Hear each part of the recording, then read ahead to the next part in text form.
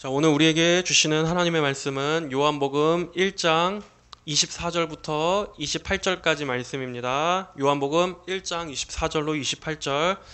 다 피셨으면 우리 한 목소리로 함께 읽겠습니다. 시작.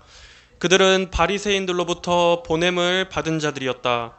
그들이 또 물어 말하기를 네가 그리스도도 아니고 엘리야도 아니고 그 선지자도 아닌데 어찌하여 세례를 주고 있느냐 하니 요한이 그들에게 대답하여 말하였다.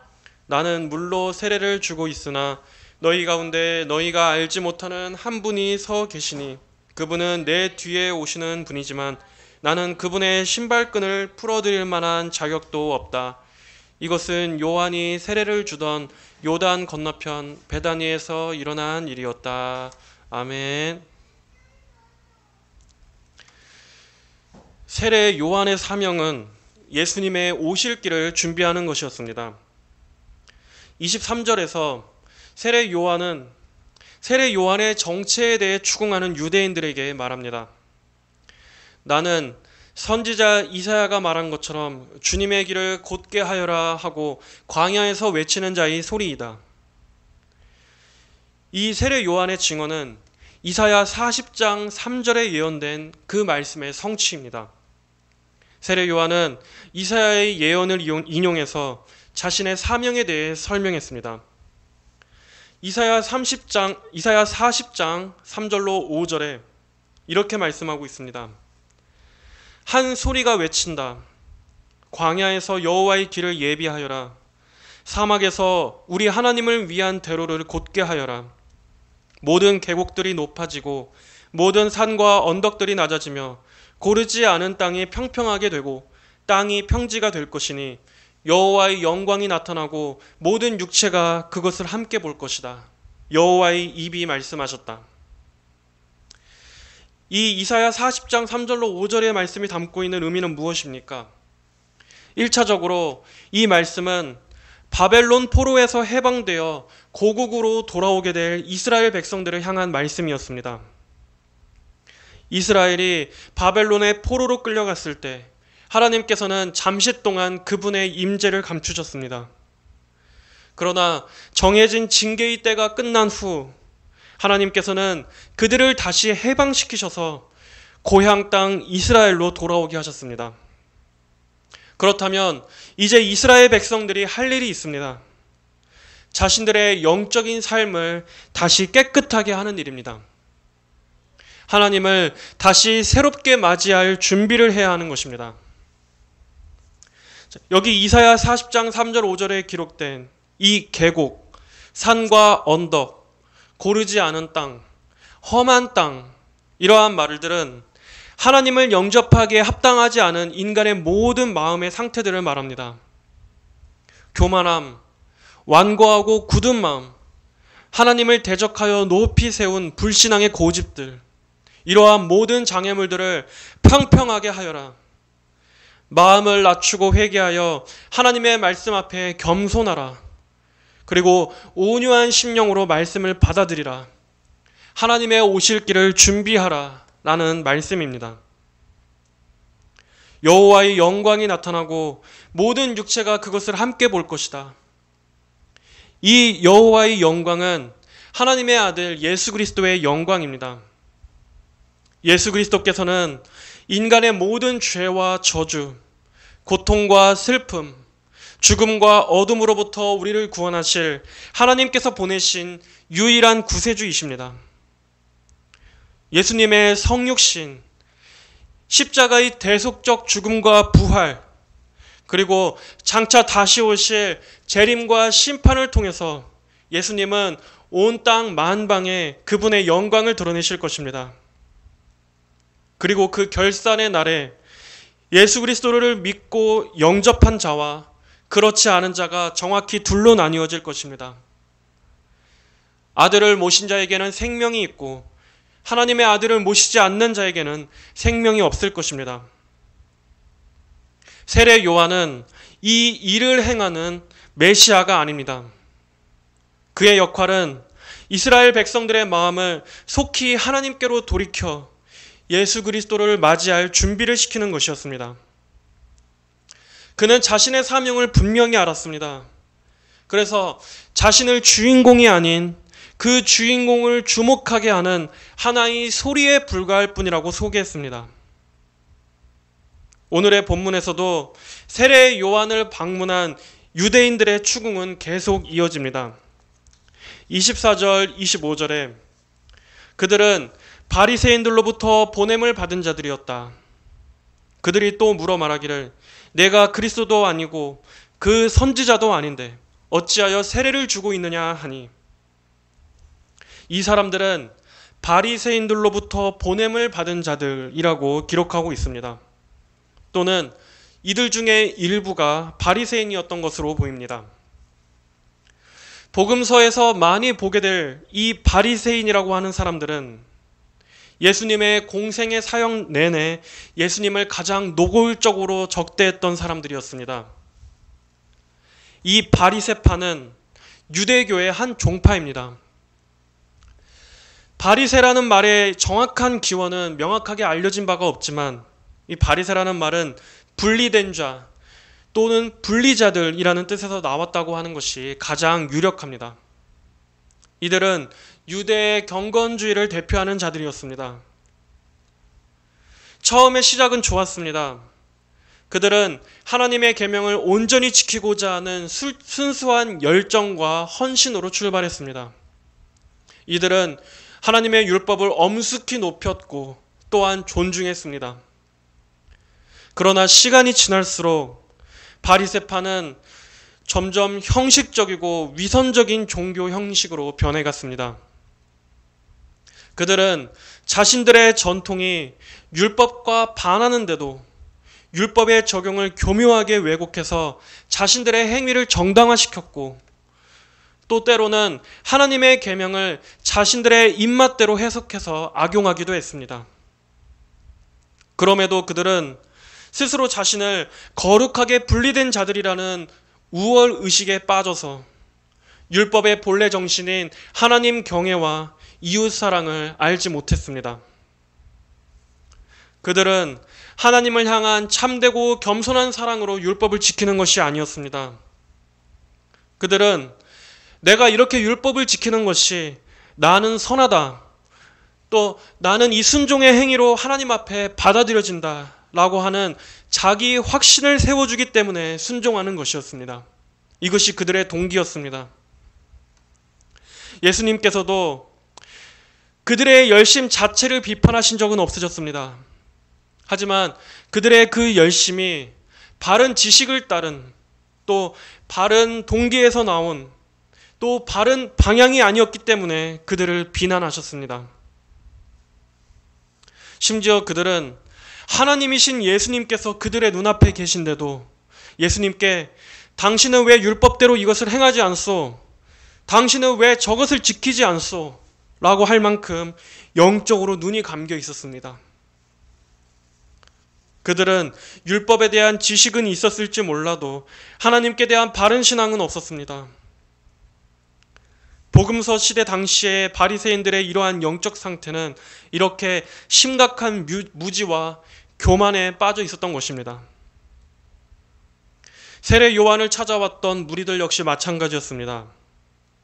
그들은 하나님의 일에 대한 경외로 찾아온 것이 아니라 자기들이 갖고 있던 종교적 권위를 잃게 될까봐 견제하는 마음에서 세례 요한을 찾아왔던 것입니다. 그들은 어떻게든 자기들을 파견한 그 예루살렘 지도자들에게 보고할 만한 확실한 대답거리를 가지고 돌아가야 했습니다. 그래서 더 계속해서 세례 요한을 추궁합니다. 네가 그리스도도 아니고 엘리야도 아니고 그 선지자도 아니라면 도대체 너는 무슨 권위와 근거로 세례를 주는 것이냐? 그들은 세례 요한이 사람들에게 세례를 집례하는 행위가 어떤 정당한 근거를 갖고 있는지를 물었습니다. 물론 그전에도 유대교뿐만 아니라 고대 세계에서의 이 세례 의식은 흔한 것이었습니다. 유대교에서는 이방인들이 유대교로 개종할 때 이 할례와 세례 의식을 행했습니다. 세례는 죄 씻음과 정화의 의미를 지니는 의식이었기 때문에 이방인들의 더러움을 씻기 위해서 세례를 행했던 것입니다. 하지만 세례 요한의 세례는 유대인들의 세례와는 다른 특별한 점이 있었습니다. 이방인들뿐만 아니라 유대인들에게도 행해졌다는 것이 다른 점이었습니다. 유대인들은 자신들은 이미 하나님의 백성이기 때문에 씻기울 필요가 없다고 생각했습니다. 그러나 세례 요한은 유대인들에게도 세례를 베풀고 그들에게 회개를 외쳤습니다. 세례 요한이 처음 등장했을 때 그가 외쳤던 메시지는 무엇이었습니까? 여러분 환영합니다. 하나님은 여러분을 사랑하십니다. 서로 옆 사람에게 인사합시다. 자, 축복합니다. 사랑합니다. 하나님은 당신을 향한 꿈과 계획을 갖고 계십니다. 이러한 메시지가 아니었습니다.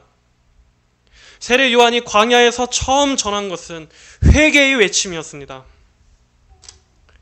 누가복음 3장 7절 이하에 요한은 자기에게 세례를 받으러 나오는 무리들에게 말하였다. 독사의 자식들아, 누가 닥쳐올 진노를 피하라고 너희에게 알려주었느냐? 그러므로 회개에 합당한 열매들을 맺고 너희 스스로 아브라함이 우리 조상이다라고 말하지 마라. 내가 너희에게 말하는데 하나님께서는 이 돌들로부터 아브라함의 자손을 일으키실 수 있기 때문이다. 이미 도끼가 나무들의 뿌리에 놓였으니 좋은 열매를 맺지 않는 나무마다 찍혀 불에 던져진다.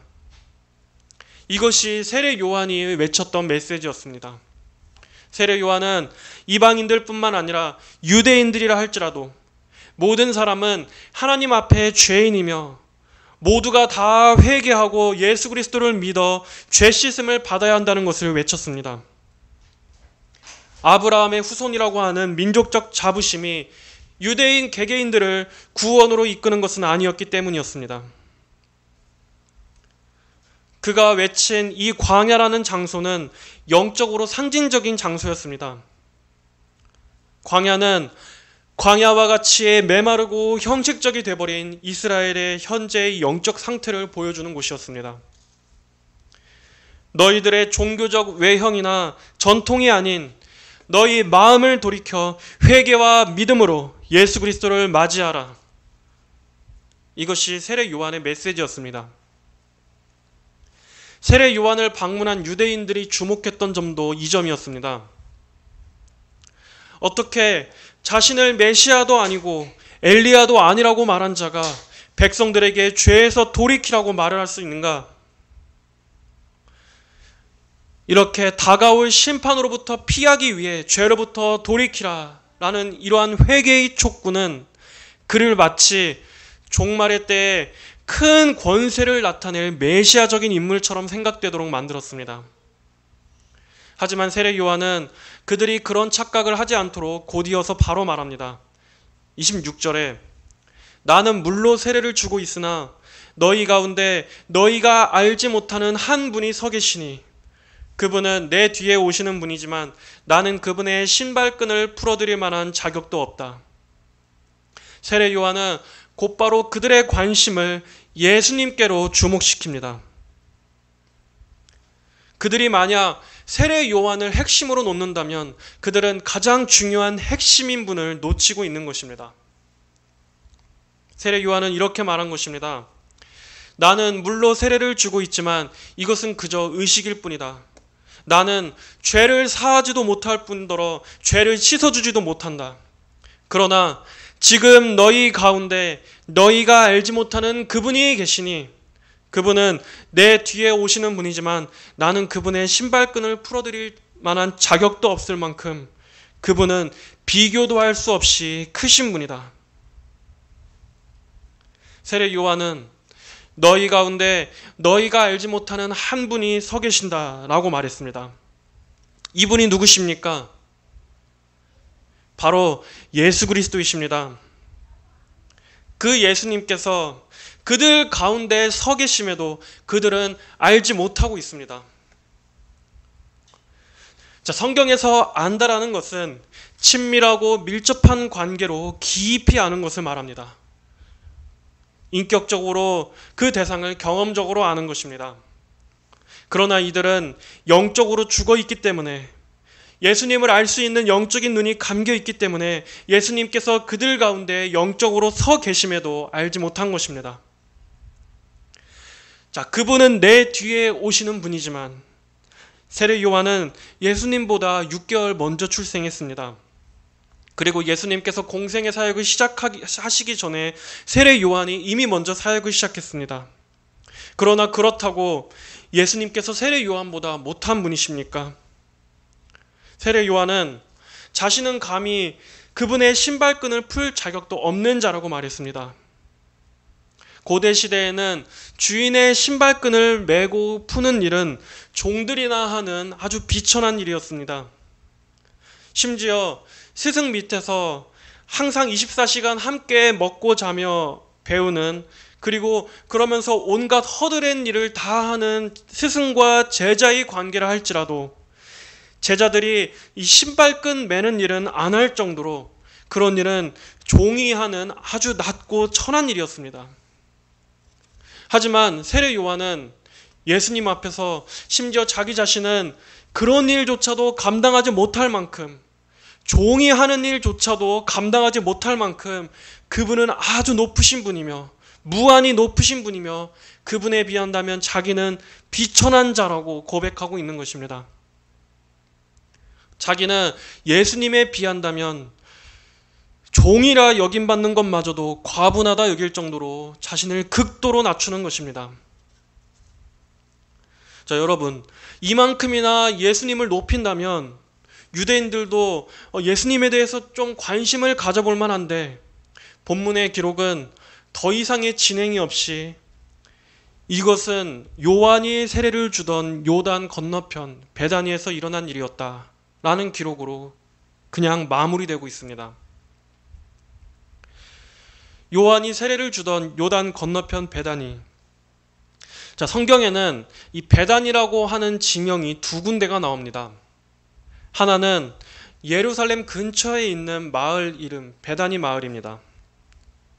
이 베다니 마을에서는 마리아와 마르다 자매가 살고 있었고, 또 예수님께서 죽은 나사로를 살리셨던 곳입니다. 그리고 향료 옥합을 깨트린 여인 사건도 이 마을에서 일어난 일이었습니다. 그런데 이 세례 요한이 세례를 베풀던 요단 건너편 베다니, 이 베다니는 베다니 마을과는 다른 지역입니다. 이곳이 정확히 어디에 위치했었는지는 현재로서도 정확히 알 수가 없습니다. 하지만 이 두 베다니가 서로 다른 지역임에도 불구하고 공통점은 이 두 곳 다 소외되고 가난한 자들이 거주하던 곳이었다는 점입니다. 예루살렘에 있던 베다니 마을은 나병 환자와 같은 격리된 자들이 모여있던 곳이었습니다. 그들은 나병으로 인해서 부정했기 때문에 예루살렘 성 안에 머무를 수 없었던 사람들이었습니다. 그래서 마가복음 14장에서도 나병 환자 시몬이 이 베다니에 거주했다고 성경은 기록하고 있습니다. 세례 요한이 사역했던 요단 건너편 베다니 역시도 마찬가지입니다. 이곳도 당시 로마 지배의 공동체 속에서 그 체제 속에 섞이지 못하고 경계인 취급을 받던 자들, 주류 사회에서 내몰린 약하고 가난했던 자들이 거주했던 곳이었습니다. 그래서 이 베다니라는 이름은 슬픔의 집, 가난한 자들의 집이라는 뜻을 가지고 있는 이름입니다. 이렇게 절망적이고 소외되고 비참과 가난을 상징하는 지명에서 예수님을 통한 생명의 구원의 소식이 전해졌다는 것은 참으로 놀라운 하나님의 지혜를 드러내 줍니다.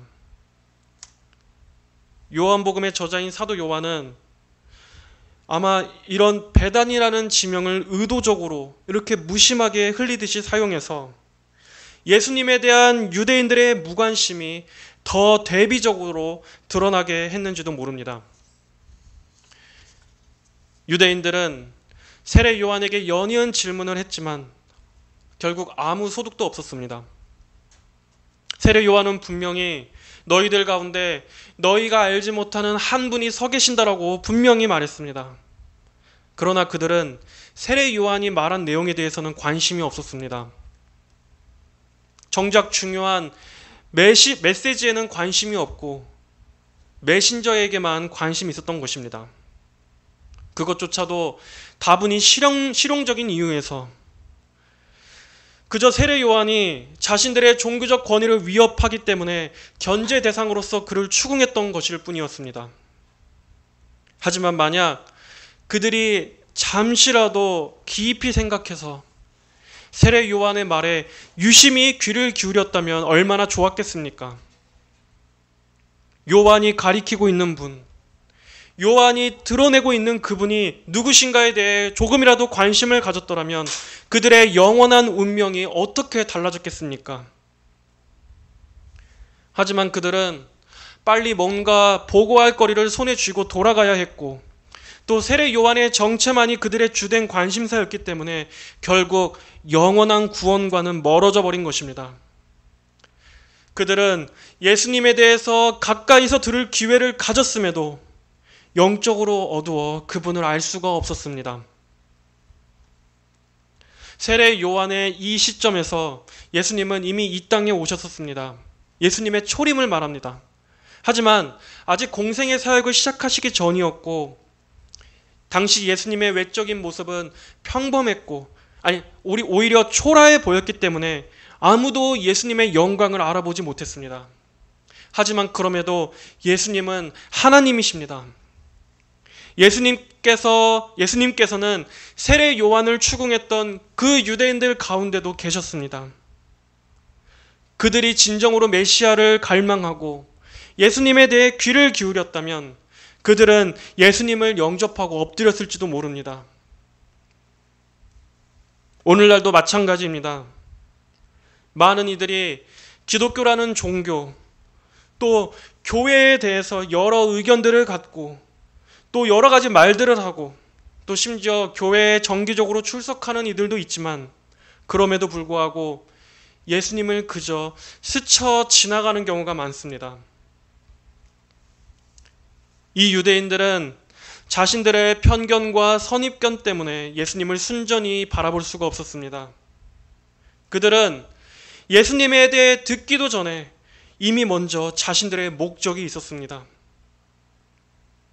예수님에 대해 듣기보다는 자기들의 이기적인 목적이 먼저 그들의 마음에 꽉 차 있었습니다. 대다수의 사람들도 마찬가지입니다. 하나님에 대한 참된 경외심, 예수님에 대한 사랑, 예배에 대한 사모함 말고도 각자 저마다 많은 다양한 개인적인 목적을 위해서 교회에 나옵니다. 이 유대인들처럼 엇나간 목적들을 가지고 교회에 나오는 것입니다. 하지만 과연 그들의 대다수가 진정으로 예수 그리스도께 관심을 갖고 있습니까? 우리들의 마음속에 과연 예수님에 대해 듣고자 하는 마음들로 가득 차 있다고 할 수 있습니까? 하나님께서는 단순히 관심을 가지는 정도를 요구하시지 않습니다. 그저 형식적으로 교회에 나와 있는 것, 그저 기독교에 대한 단순한 관심, 적당한 호의, 이러한 것들은 하나님 앞에서 아무것도 받아들여지지 않습니다. 하나님께서는 예수님을 진정으로 믿고 의지하며 예수님과 밀접한 관계를 갖는 참된 신앙을 요구하십니다. 예수님의 초림 때 예수님은 외적으로는 볼품없는 모습으로 오셨습니다. 그러나 지금 우리 신약 시대에서 바라보는 예수님은 그분의 십자가의 죽으심과 부활을 통해 우리 죄인들의 구원 사역을 완전히 성취하시고 승천하셔서 지금은 하나님 보좌 우편에서 이 세상을 통치하시는 영광의 왕으로서 계십니다. 그럼에도 여전히 많은 이들이 예수님의 영광을 바라보지 못한 채 살아가고 있습니다. 사람들은 여전히 예수님께는 아무런 관심이 없고 오로지 자기 만족, 자아 추구, 그저 이 땅에서 이 생에 먹고 사는 일들에만 관심을 갖고 살아가고 있습니다. 그러나 예수님은 이 세상의 모든 사람들 가운데 서 계십니다. 영적으로 죽어서 구원 같은 것에는 아무런 관심도 없는 사람들 가운데도 예수님은 서 계십니다. 오로지 육신의 일들만 전부로 생각하는 사람들 가운데도 예수님은 서 계십니다. 하나님을 부정하고 교회를 대적하는 강팍한 불신자들 가운데도 예수님은 지금 서 계십니다. 또한 영적으로 깊은 어둠 가운데 있어서 온갖 악한 영들에게 시달림을 받는 불쌍한 영혼들 가운데도 예수님은 서 계십니다. 죄의 덫과 죄의 그물에 걸려버려서 아무리 벗어나려고 해도 벗어날 수 없는 심각한 중독에 빠져버린 비참한 사람들 곁에도 예수님은 서 계십니다. 깔려 죽을 것 같이 절망스러운 상황 때문에 도저히 빛이라고는 보이지 않는, 이제는 정말 끝이다 라고 생각하는 사람들 곁에도 예수님은 서 계십니다. 무서울 정도로 지독한 외로움 때문에 지금 이 순간에도 어둠 속에서 홀로 있는 그 사람 곁에도 예수님은 지금 서 계십니다. 하나님이신 예수님께서는 지금 모든 사람들 가운데 서 계십니다.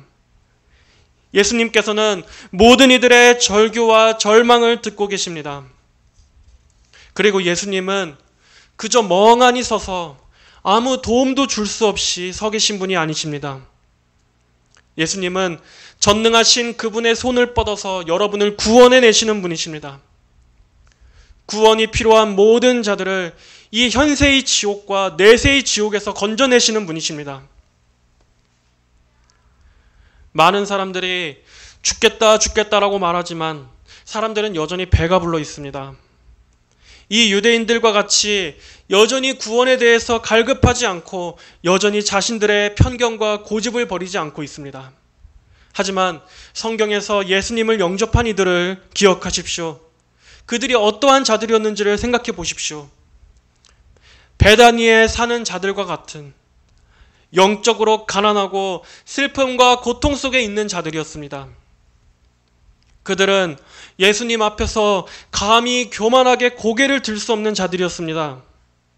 예수님 앞에서 자신의 이기적인 자아, 자신의 꿈, 성취욕, 자기 인생을 사랑하는 그런 지독한 자기 숭배 같은 것은 생각할 여유도 없는 자들이었습니다.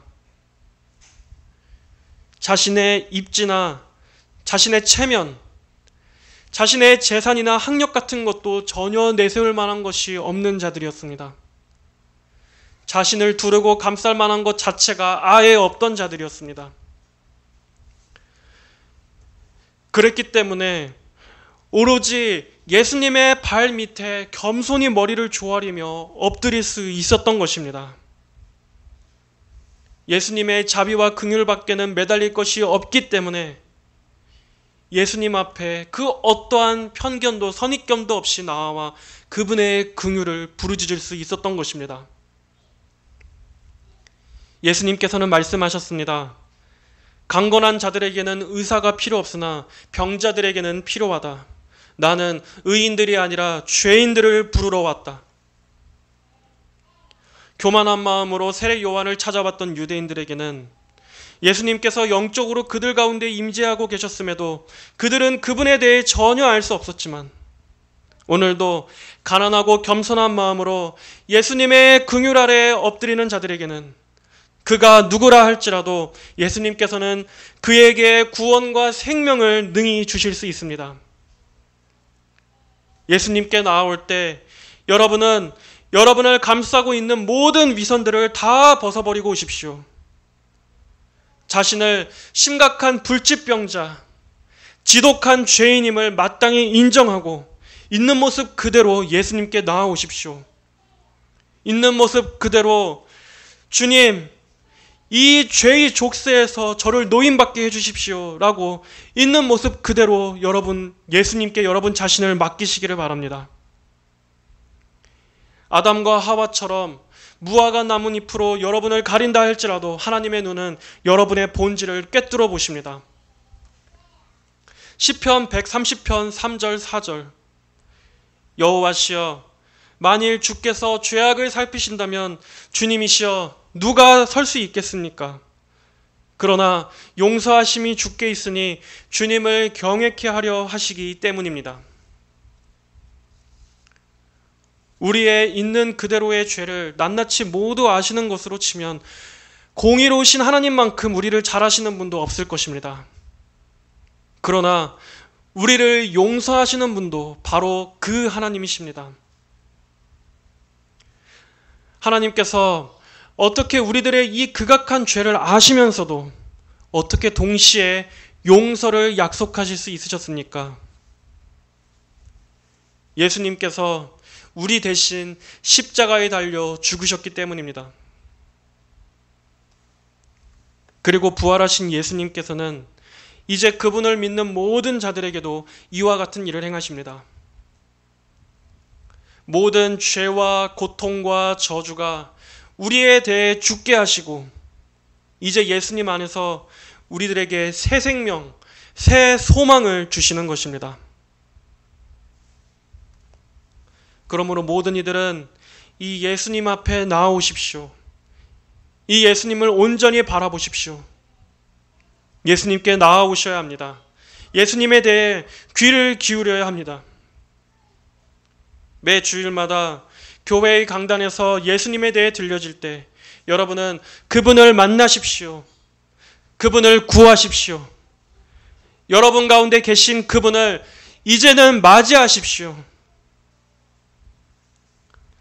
세례 요한의 시점에서 그분은 내 뒤에 오시는 분이었습니다.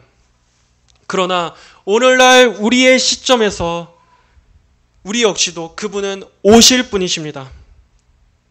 예수님께서는 오늘도 죄인들의 마음속에 오시는 분이시며 동시에 장차 심판주로서 이 세상에 다시 오실 분이십니다.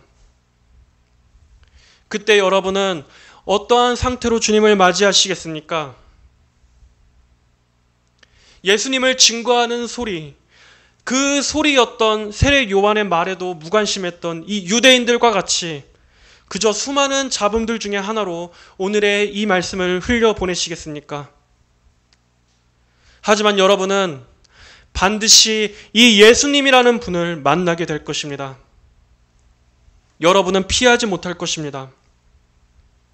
예수님은 영원전에도 계셨고 지금도 여러분 가운데 계시며 다시 오실 그날에도 여러분 가운데 계실 것이기 때문입니다. 하지만 그때는 심판주로서 당신 앞에 계실 것입니다. 유대인들은 질문했습니다. 네가 그리스도도 아니고 엘리야도 아니고 그 선지자도 아닌데 어찌하여 세례를 주고 있느냐? 여러분 역시 이런 질문으로 마무리하지 마시길 바랍니다. 예수님에 관해 들을 수 있는 이 유일한 자리에 나와 고작 이런 말꼬리 잡는 것으로 여러분의 영원한 운명을 결정짓는 이 중요한 기회를 놓치지 마십시오. 광야에서 외치는 자의 소리가 뭘 외치고 있는지, 무엇을 그토록 외치고 있는지, 그 소리가 가리키는 그분이 누구신지 여러분은 온 마음을 기울여 들으시기를 바랍니다. 거기에 여러분의 영원한 삶이 달려 있습니다. 다 함께 기도하겠습니다. 하나님 아버지 감사합니다. 오늘은 세례 요한과 유대인들의 대화를 이어서 살펴보았습니다. 예수님께서 이들 가운데 분명히 서 계셨다고 오늘 성경은 말씀하고 있습니다. 하지만 그들에게 있어서 예수님은 그저 알지 못하는 한 분이었을 뿐입니다. 주여, 그러나 저희에게는 예수님을 우리가 잘 알고 있는 분으로 되게 해주신 이러한 은혜를 감사합니다. 아버지, 오늘도 이 세상에 수많은 사람들이 예수님을 알지 못한 채 살아가고 있습니다. 많은 이들이 예수님에 대해 그저 흘려듣고 스쳐 지나가며 여전히 예수님을 보지 못하고 있습니다. 듣지 못하고 있습니다. 또한 들어도 그 마음으로 맞아들이지를 않습니다. 아버지, 부디 많은 영혼들의 눈과 귀를 열어주셔서 그들을 멸망에서 돌이켜 예수님을 믿을 수 있는 순전한 믿음을 주시옵소서. 세상의 많은 고통과 어둠 속에 있는 영혼들이 다 예수님을 믿고 생명의 길을 발견하게 되도록 역사하여 주시옵소서. 오늘도 신음하고 있는 많은 고통받는 영혼들, 그들이 예수 그리스도로 인해 영원한 생명과 복락을 누릴 수 있도록 주여 역사하여 주시옵소서. 감사드리며 살아계신 우리 주 예수님의 이름으로 기도드립니다. 아멘.